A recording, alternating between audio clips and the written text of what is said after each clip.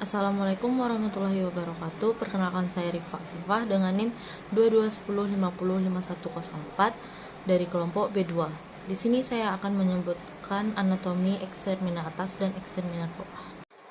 Baik, di sini ada frontal, parietal, occipital, temporal, zygomaticus, di sini sphenoid, hidung nasal, rahang atas maksila, di rahang bawah mandibula, sendi yang menghubungkan antara maksila mandibula temporal disebut dengan mandibula joint. Vertebra kolom terdiri dari 26 ruas tulang. Jumlah dari tulang belakang adalah 24 tulang, sedangkan dua tulang lainnya adalah sakrum dan tulang ekor. Vertebra cervix terdapat 7 tulang yang berada di kepala dan leher.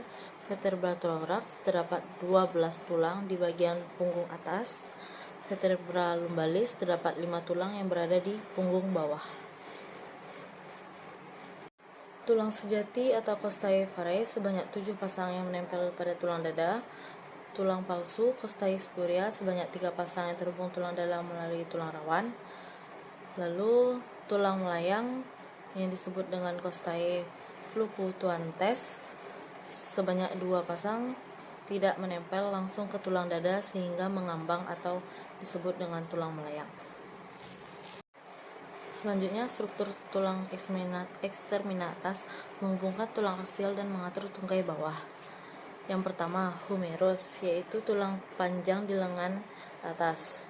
Lalu radius, yaitu tulang panjang lengan bawah sejajar dengan ibu jari. Yang kedua, ulna, yaitu tulang panjang yang sejajar dengan kelingking. Lalu karpal, yaitu tulang pergelangan yang terdiri dari 8 tulang berkelompok. Lalu metakarpal, tulang yang menghubungkan pergelangan tangan dan jari sebanyak 5 tulang. Lalu palang, yaitu tulang jari yang terdiri dari 14 tulang yang membentuk jari. Tulang ekstremitas bawah, tungkai bawah, dimulai dari panggung hingga telapak kaki. Korset panggul yang disebut dengan pelvis terdiri dari 2 tulang panggul yang menghubungkan kaki dengan tulang aksial. Yang kedua, tulang panggul terdiri dari bagian atas yang disebut ilimium, tulang dasar panggul disebut isium, dan tulang kemaluan disebut pubis. Lalu ada tulang paha yang disebut femur memanjang dari area pinggul hingga lutut. Tibia disebut dengan tulang kering menjadi tulang utama bagian bawah. Lalu di tulang betis disebut dengan fibula, tulang kedua bagian bawah sebagai pengikat untuk menumpang berat. Selanjutnya ada patella, yaitu tempurung lutut, berada di antara tulang paha dan tulang kering yang disebut dengan femur dan tibia.